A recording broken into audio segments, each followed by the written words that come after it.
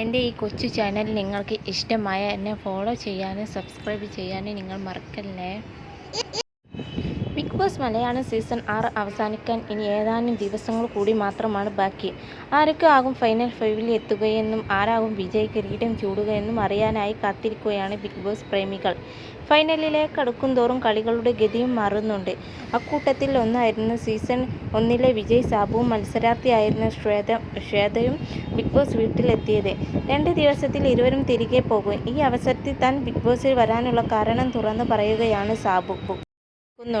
നിങ്ങളെല്ലാവരും വളരെ യങ് ആയിട്ടുള്ള ആളുകളാണ്. അതിൻ്റേതായ കുറേ പോരായ്മകൾ നിങ്ങൾക്ക് ഉണ്ടാകും. എന്നാൽ നിങ്ങൾ സ്വയം ആർജിച്ചെടുക്കുന്ന മെച്യൂരിറ്റിയും ഉണ്ട്. ഞാൻ ബിഗ് ബോസിലേക്ക് വരാം എന്ന് തീരുമാനിച്ചതിൻ്റെ കാരണം ഈ വീട് എന്താണെന്ന് എനിക്ക് അറിയാം. നിങ്ങൾക്ക് എന്തൊക്കെ സംഭവിക്കാം എന്നുള്ളതും എനിക്ക് ഏകദേശ ധാരണയുണ്ട്. അങ്ങനെയുള്ളപ്പോൾ നിങ്ങളെയൊക്കെ വന്ന് കാണുമ്പോൾ ഒരു രസം.